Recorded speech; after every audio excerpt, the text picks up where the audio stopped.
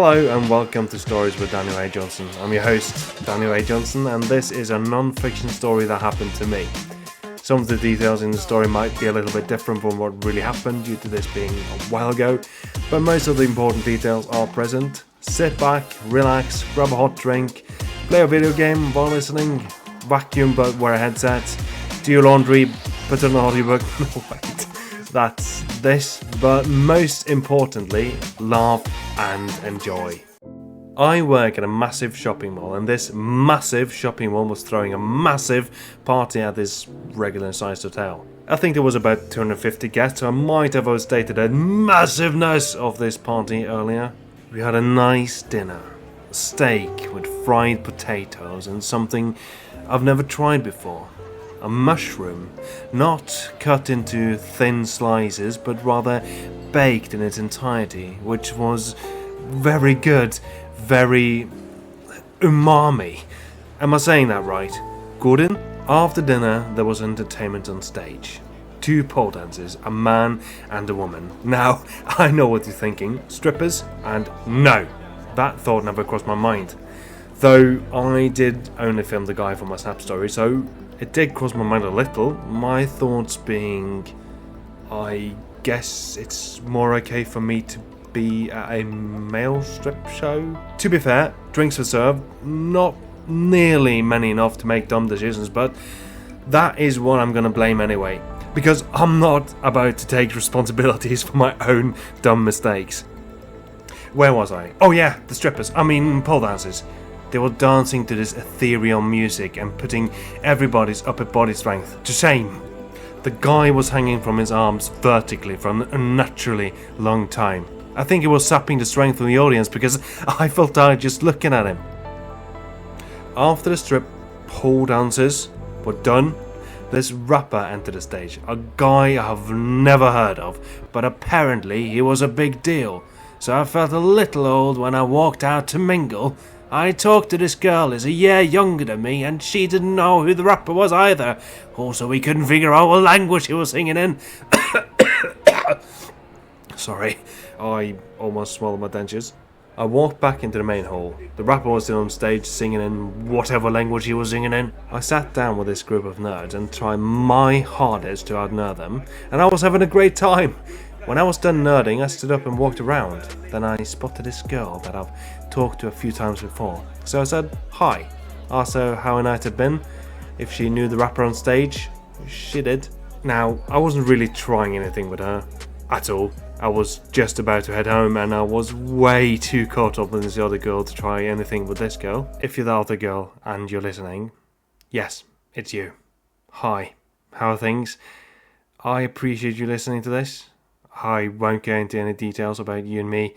Not here, not in any other story. I hope you're doing well.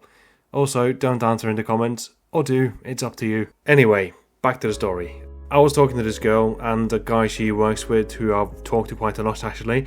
I know him better than I know her. He walks up to us and I want to pause here. Again, if you're that guy and you're listening to this, even if you're not that guy and you can relate to what this guy did, I appreciate what you were trying to do, I do, but you might have misread things slightly. This guy tried to hook me up with the girl. He knows I'm an actor, so he tries to build up what I've done as an actor, which at that point was graduating LIPA as a foundie.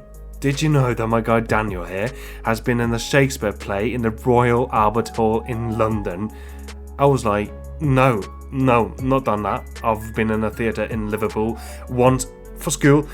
Haven't done any paid acting jobs. The guy was like, what are you doing? I'm trying to build you up here. She's really into Shakespeare and she loves London and she's really attractive. I said, she is, but I don't want her to think I'm some big time actor and that I've done a lot of things that I've not done. He tried to build me up a few more times and I just looked at the girl and shook my head discreetly. Me, the guy, the girl and a bunch of other people they worked with moved from the main hall over to a seated area by the bar. I think the guy was in this suave James Bond kind of mood because he managed to get this other girl who was 19 at the time into an area which was 20, 25 plus, and he proudly told me about it and I was like, impressive. Honestly, I think the guard just let her in based on what I saw, but I didn't want to ruin it for him, so I didn't tell him that. I was seated next to this girl from before, and the conversation flowed surprisingly well. The guy managed to fool his boss into buying me a drink, even though I asked him not to. And of course he let me know about his ingenious ruse. And to be honest, I appreciated the drink, but it might have been one of the most awkward drinks that I've ever had to drink, because there's no doubt in my mind that the boss didn't immediately realise what had happened when I sat there with a drink in my hand, drinking it. Then a whole bunch of the gang decided to go somewhere else. I think they were heading to the toilet and then out. 2 people, including me, was left behind. One of them was this tall woman that I've talked to a few times before, mostly like, hi, have a nice shift kind of things. She also, to me, seems like she's not into guys. Not that she has to be gay not to be interested in me. I've learned that from experience. And I wasn't like looking to convert her into being straight or anything. Not that I could, even if I wanted to, because that's not how sexuality works. And if you think that's how it works, you might be doubting your own sexuality. Oh my god. Your unkempt hair and beard just makes me doubt who I really am so much. I think something went wrong when I was born this way. Your energy, or rather, lack thereof, is just too powerful. I'm straight now. I turned to her, asked her how her night had been, which is apparently what you do when you're flirting with people. My thoughts being, I don't want to sit here in silence waiting for the rest of the gang to come back. She had this really odd, uncomfortable reaction to me talking to her, almost like, oh, the pretty girl left and now you're trying your luck with me. Her whole body language was just screaming, please don't talk to me. So I did what you should do in a situation like this. I retreated immediately. Leaned back in my chair, awkwardly smiled at the other person left with us, sat there a little bit longer so that, I don't know, you being weird wasn't why I left, I just needed to be somewhere else a minute after you were being weird.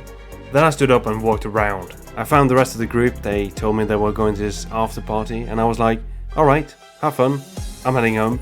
It was really stormy outside and I didn't want to walk around the storm looking for an after party and then head home from there. I think it was on the other side of town, across a bridge, over a mountain, into a cave, deep in the depths of the Amazon rainforest. Way in the opposite direction of my place, which was where I was headed a few hours ago before I ran into this girl, who I didn't really have any hopes of starting anything with, as I was way too caught up on this other girl. Hi other girl, if you're still listening, still not sharing any details about me and you. Things with this woman has been a little bit weird after that, but it seemed to have calmed down. Things with this girl, I don't know, she smiles a lot, but I rarely see her. Don't remember if she used to smile at me before the party. There might have been changes, there might not have been. So that's it for this story. I hope it didn't drag on. Thank you very, very much for listening. Hit the subscribe button gently and destroy that bell. Have a nice day, week, yeah. I hope things turn around for you if they need to, and stay good if they're good. And for now, bye-bye.